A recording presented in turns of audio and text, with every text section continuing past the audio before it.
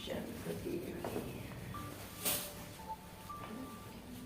आज परमपिता परमात्मा की 9 फरवरी 75 की महावाक्य और मुरली की हेडिंग है आध्यात्मिक शक्तियों द्वारा विश्व परिवर्तन कैसे।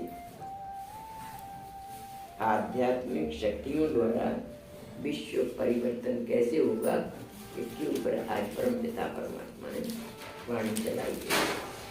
निर्मल आत्माओं को शक्तिवान बनाने वाले सर्वशक्तिवान शिव बाबा बोले, स्वयं को अशरीरी आत्मा अनुभव करते हो क्या?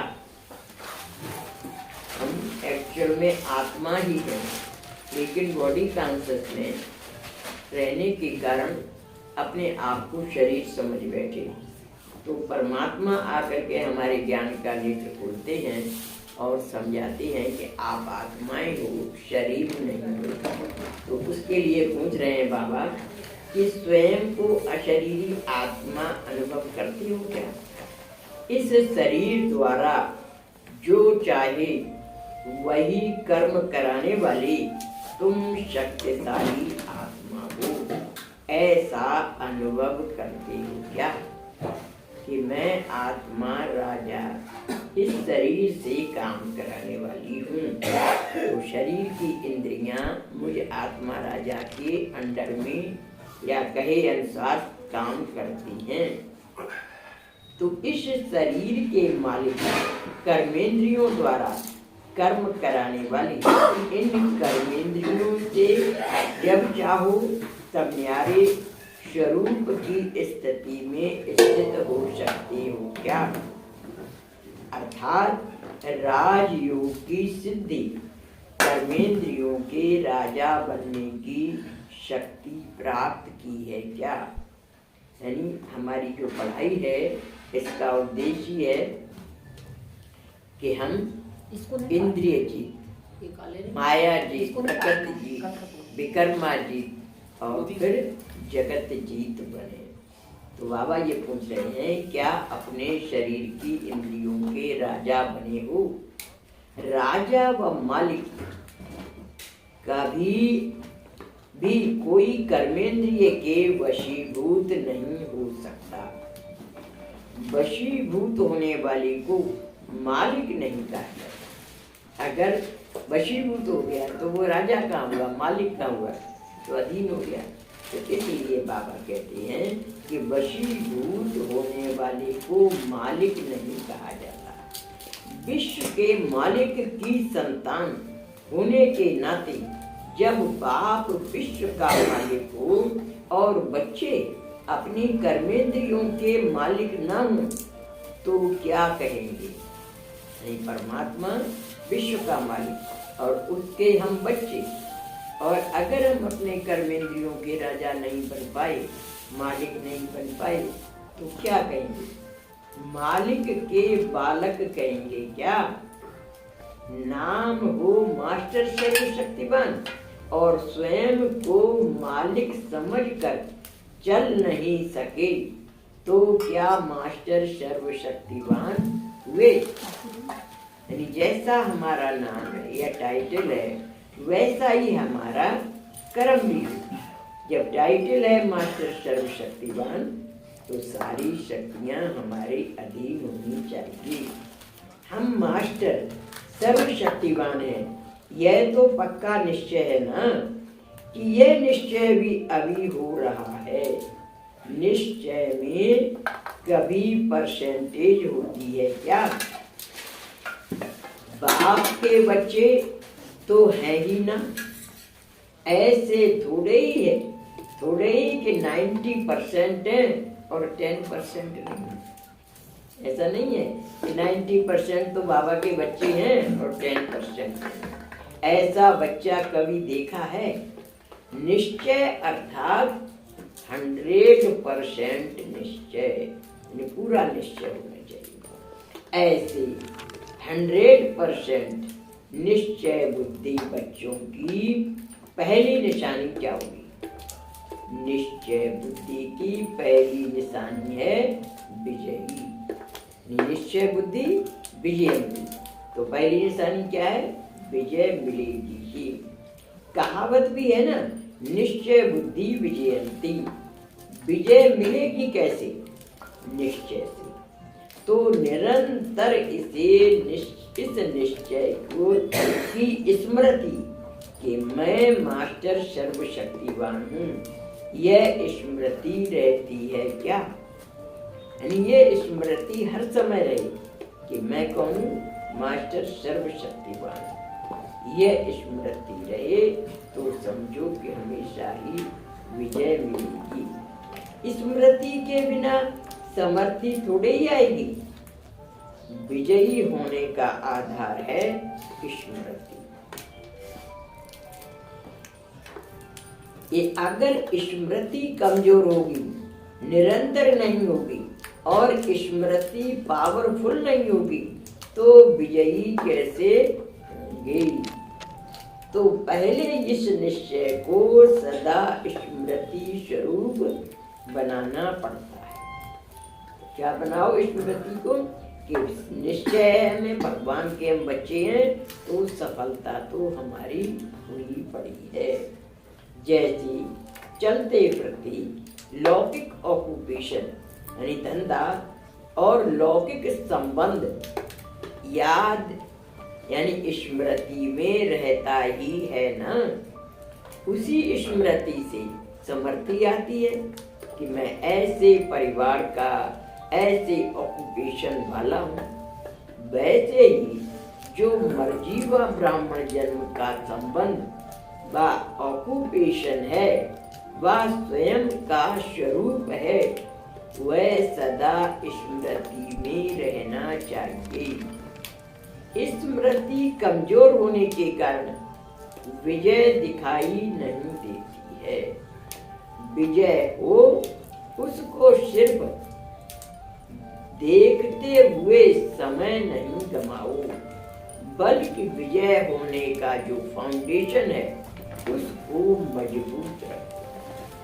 कोई सोचे कि मार्ग तय करने से पहले मंजिल पर पहुंच जाएं, यह हो सकता है क्या? मार्ग तो जरूर तय करना ही पड़ेगा। तो विजय है मंजिल और मार्ग है निरंतर स्मृति। हमेशा स्मृति में रहेंगे तो विजय होगी ही। मार्ग है तो मार्ग को तय करने, मार्ग तो जरूर तय करना ही पड़ेगा। तो विजय है मंजिल और मार्ग है निरंतर स्मृति। अतः इस मार्ग को तय कर रहे हो या इंतजार में हो कि मंजिल दिखाई दे, सदैव यह सोचना चाहिए कि मिली हुई कौड़ली लॉटरी अगर पूरी काम में नहीं लगाएंगे तो खुशी व शक्ति का अनुभव कैसे करेंगे? यानी क्या सोचो कि भगवान ने जो हमें लॉटरी दी है, गॉडली लॉटरी अगर पूरी काम में नहीं लगाएंगे तो खुशी व शक्ति का अनुभव कैसे करेंगे? कितना भी किसी के पास धन हो, लेकिन सुख की प्राप्ति तब होगी जब उसको यूज यानी प्रयोग करेंगे। किसी के लॉकर में रखा है धन, तो उससे उसको क्या प्राप्ति होगी?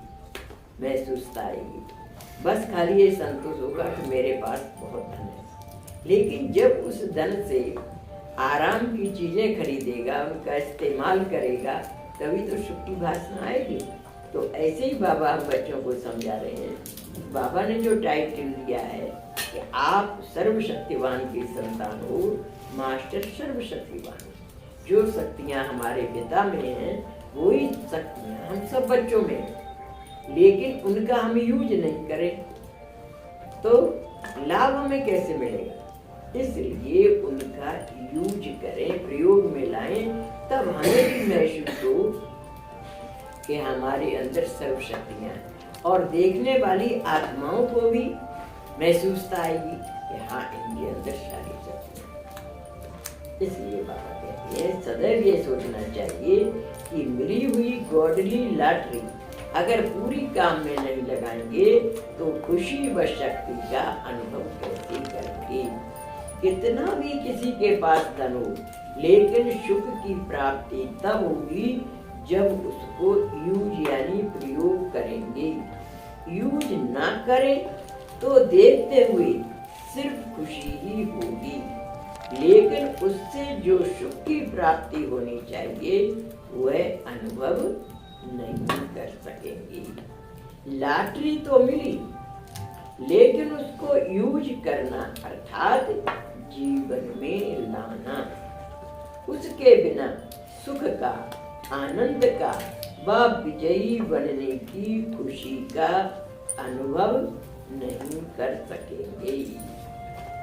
अनुभवी बनना चाहिए ना, बाबा कह रहे हैं कि अनुभवी बनना चाहिए। अनुभव जीवन का मुख्य खजाना है।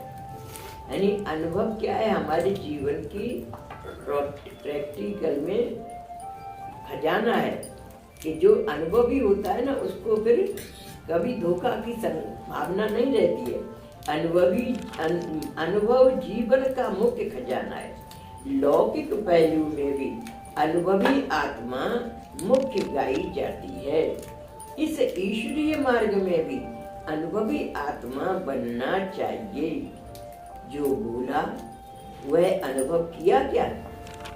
यह समझते तो हो कि मैं मास्टर सर्वशक्तिवान हूँ, परंतु क्या इसका अनुभव भी किया है? यानी हमें उसका अनुभव होगा तो हम दूसरों को भी अपने अनुभव से लाभान्वित कर सकते हैं। तो बाबा कह रहे हैं कि अनुभव किया होगा, जो बोला वो अनुभव किया। यह समझते हो कि मैं मास्टर सर्वशक्तिमान हूँ, परंतु इसका अनुभव भी किया है क्या? ऐसे नहीं कि अनुभव तो हो ही जाएगा, चल तो रहे हैं। जब तक कोई भी कार्य करने की डेट फिक्स नहीं हो जाती तब तक पुरुषार्थ तीव्र नहीं हो सकता। ये पुरुषार्थ में तीव्रता कब आती है? जब डेट हम फिक्स कर लेते हैं। तो ऐसे ही बाबा कह रहे हैं कि पुरुषार्थ तीव्र करो और अपने आप को समझो कि अब हमारी अंतिम घड़ियां आ पहुंची, तो हम मंजिल पर पहुंच गए हैं। ये मंजिल पर पहुंचना ही हमारा लक्ष्य है। तो पुरुषार्थ तीव्र नहीं हो सकता। किसी भी लौकिक अथवा अलौकिक कार्य की डेट फिक्स होने के बाद फिर ऑटोमेटिकली कर्म में भी बल आ जाता है। मालूम है फलानी डेट तक यह कार्य संपन्न करना है। डेट को स्मृति में रखने से कर्म की स्पीड भी ऐसे चलती है। कल पूरा करना है तो स्पीड ऐसे रहेगी। इस ज्ञान का मुख्य स्लोगन ही है, अभी नहीं तो कभी नहीं। इसकी डेट कल या परसों नहीं होती, इसकी डेट होती है अभी।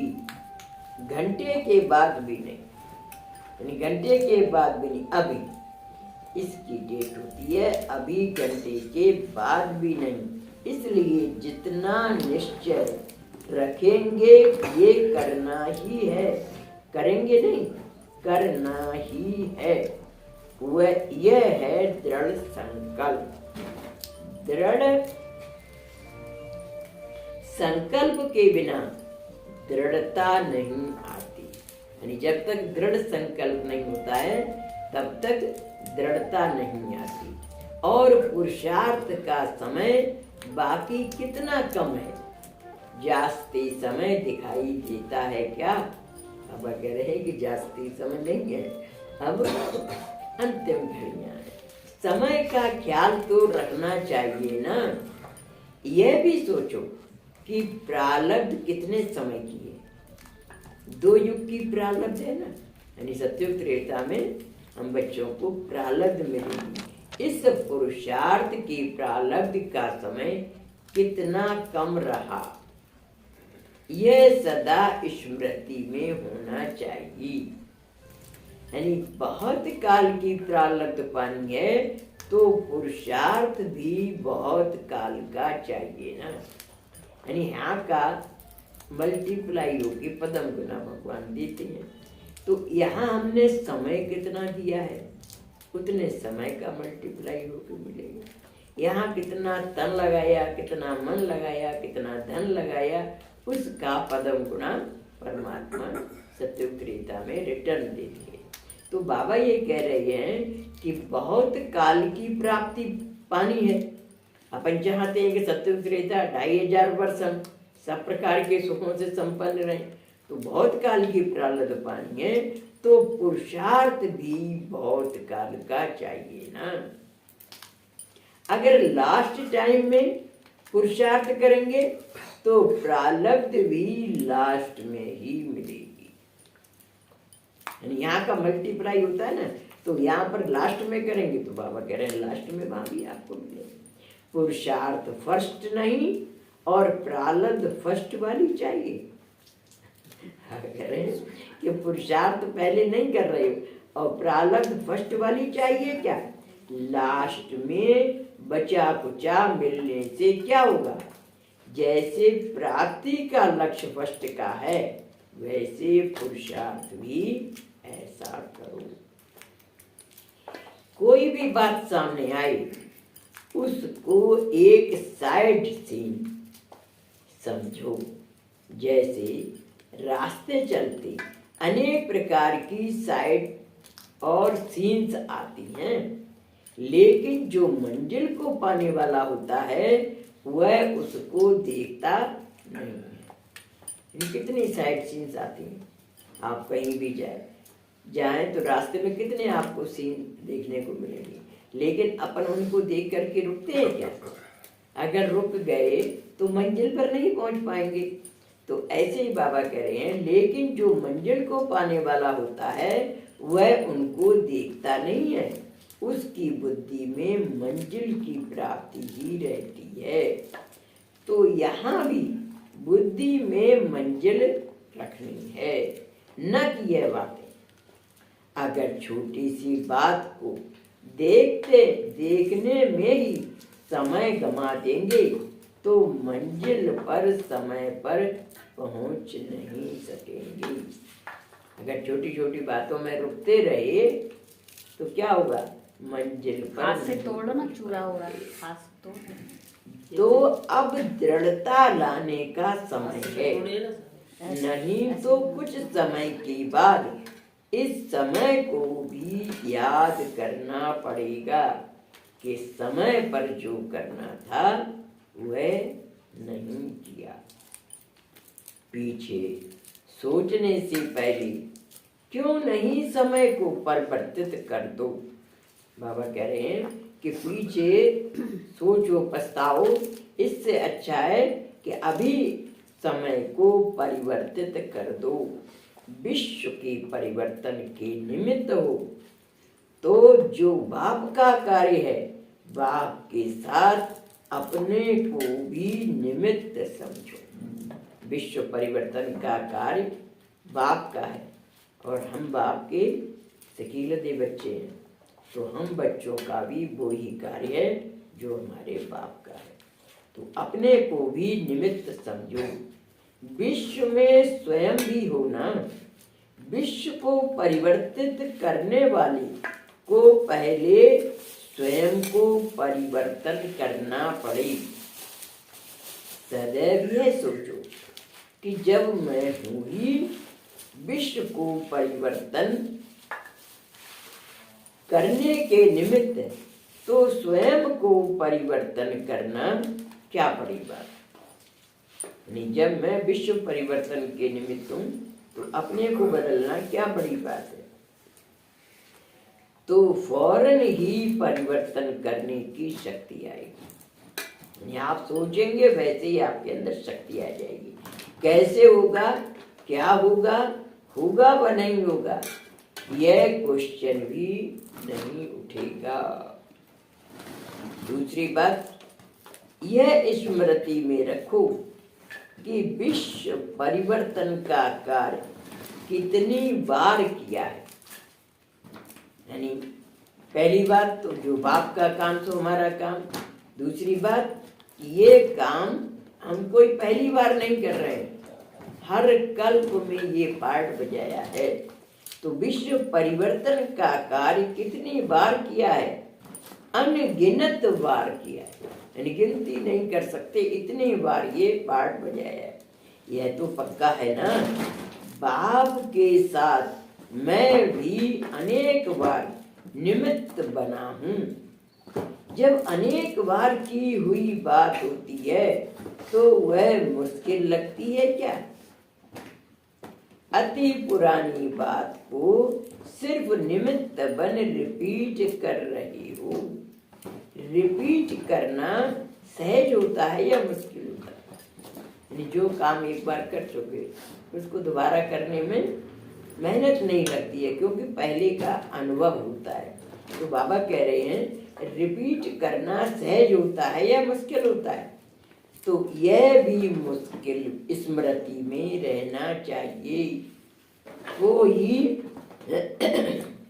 कोई जरा भी मुश्किल का संकल्प आए तो यह हिम्मत की बात याद रखो, फिर से अनेक बार की हुई बात की स्मृति आने से समर्थी आ जाएगी। फिर अगर स्मृति में लाएंगे कि हमने तो कितनी बार ये पाठ बजाया, तो स्मृति से लाने से अपने अंदर सामर्थ्य आ जाएगी कि हमने कल पहले भी वैसे ही किया था। तो यह वरदान सदा स्मृति में रखना कि मैं बाप समान शक्तियों का स्वरूप दिखाने वाला हूँ। यानी बाबा के अंदर जो शक्तियां हैं उन शक्तियों को मैं स्वरूप दिखाने वाला हूँ, अर्थात शक्ति स्वरूप हूँ।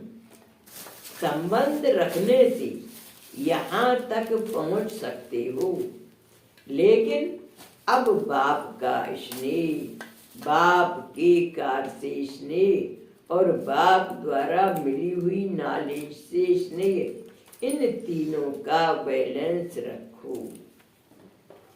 अभी बैलेंस में बाप का स्नेह ज्यादा है, बाकी दो तरफ हल्का है। यानी पापा कह रहे हैं कि अभी बैलेंस नहीं है। बैलेंस में क्या है, बाप का स्नेह तो ज्यादा है, लेकिन बाकी दो बातें कौन सी, बाप के कार्य से स्नेह और बाप द्वारा मिली हुई नॉलेज से स्नेह, ये कम है, ये हल्का है। नॉलेज से शक्ति आएगी, एक एक दर्शन, एक एक वर्षन पदम पति बनाने वाला है। यानी परमात्मा का एक एक महावाक्य हम बच्चों को पदम पति बनाने वाला है। इतना महत्व रखते हुए उन वर्षंस को धारण करो। यानी परमात्मा के जो महावाक्य हैं उनको कैसा कि एक एक वर्षन हमको पदम पति बनाने वाला है। तो जितना हम धारण करेंगे उतने ही हम पद्मा पदम पति बन जाएंगे। तो जब तक महत्व को नहीं जानते तब तक स्नेह नहीं होता। महत्व को जानेंगे तो ही स्नेह ऑटोमेटिकली रहेगा।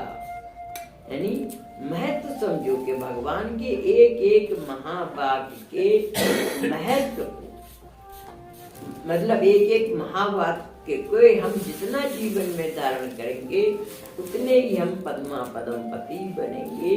तो महत्व को जानेंगे तो स्नेह ऑटोमेटिकली रहेगा, स्वाभाविक रूप से रहेगा। निश्चय बुद्धि विजयंती हो, यानी बाबा के ज्ञान पर निश्चय है तो ये विजय तो हुई पड़ी है। अलौकिक जन्म हुआ, निश्चय बुद्धि हुई कि मैं बाप का बच्चा हूँ, तो बाप का वर्षा ही विजय है। मास्टर सर्वशक्तिवान का वर्षा क्या होगा? शक्तियाँ। यानी परमात्मा वर्षे में हमको क्या देते हैं? सर्व शक्तियाँ देते हैं। तो मास्टर सर्वशक्तिवान का वर्षा क्या होगा? शक्तियाँ। तो बच्चा बनना अर्थात विजयी बनना। विजय का तिलक स्वतः ही लग जाता है, लगाना नहीं पड़ता, लग जाता है। और वह अविनाशी है। अधिकारी हो गए हो ना, स्नेही और सहयोगी बनने की तकदीर अच्छी है। पापा कह रहे हैं बाबा से स्नेह है और बाबा के कार्य में सहयोग भी करते हो, तो स्नेही और सहयोगी बनने की तकदीर अच्छी है। परिवार का स्नेह एक मत हो जाए तो यह भी तकदीर की निशानी है। परिवार के सब साथी पुरुषार्थ की रेस में एक दूसरे के आगे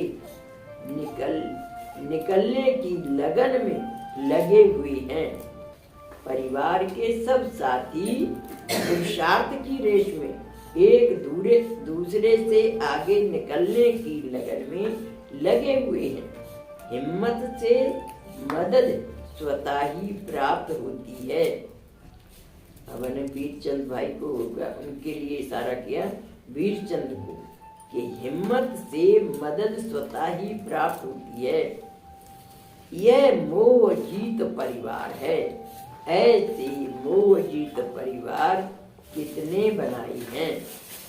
लक्ष्य श्रेष्ठ रखा हुआ है।